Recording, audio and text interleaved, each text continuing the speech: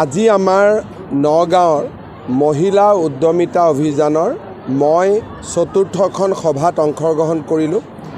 কলিয়াবৰত হৈ গ'ল, আমাৰ নগাঁৱত হৈ গ'ল, ৰহাত হৈ গ'ল, আজি বৰহমপুৰতো খুব ধুনীয়াকৈ হৈ গ'ল। আৰু বাকী আমাৰ ধিং, ৰূপহী, চামুগুৰি এই তিনিওটা সমষ্টিটো আমাৰ মন্ত্ৰীসকলে বিভিন্ন পৰ্যায়ত আহি এই ধন বিতৰণ কৰিব। আমাৰ লক্ষ্য হৈছে যে ফেব্ৰুৱাৰী মাহৰ 15 তাৰিখৰ আগতে গোটেই অসমতে এই বিতৰণৰ কাম সম্পূৰ্ণ কৰা। ছাৰ, ব্ৰহ্মপুৰ সমষ্টিলৈ আহিছে, আজি ব্ৰহ্মপুৰ সমষ্টি নতুন ৰূপত আকৌ সমষ্টি পুনৰ্নিৰ্ধাৰণৰ পিছত এইবাৰ দেখিবলৈ পোৱা গৈছে যে ব্ৰহ্মপুৰ সমষ্টিত ৰাজেন গোহাঁই এবাৰ ইয়াত আপোনালোকৰ বিৰুদ্ধে প্ৰতিদ্বন্দ্বিতা কৰিব বুলি কোৱা হৈছে।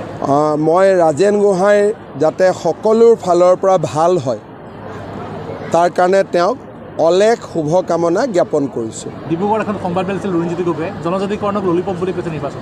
তেওঁলোকে চবকে ললিপপ বুলি কৈছিল। এই যেতিয়া 10,000 টকা এনাউন্স কৰিছিলোঁ তেতিয়াওতো তেওঁলোকে ললিপপ বুলিয়ে কৈছিলে।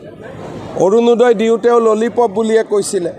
নিযুত মইনা আহোঁতেও ললিপপ বুলি কৈছিলে। কিন্তু মানুহেতো লাভ পাই আছে। এতিয়া বাগানৰ মাটিও তেওঁলোকে ললিপপ বুলিয়ে ক'ব, দুদিন পিছত কাগজে ঘৰ আহি পাই যাব। শুক্ৰাজাৰ যি ঘটনা হ'ল ছাৰ, কোনোবা চিঠিখনি জড়িত আছে নেকি? এটা আপোনালোকে চিধা কথাত ধৰক, প্ৰতিবেদন দাখিল হৈছে 7টাত, আন্দোলন হৈছে 3টাত।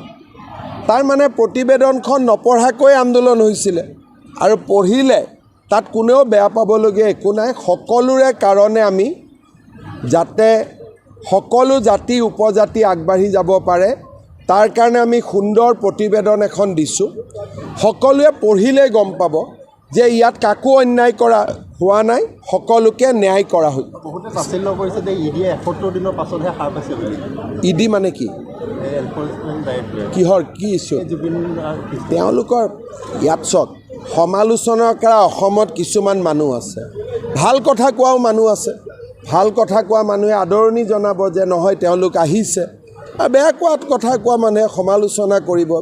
দুবিধ মানুহটো থাকেই। গৃহমন্ত্ৰী আহিছে, বটদ্ৰৱা প্ৰকল্প সম্পূৰ্ণ হৈছে।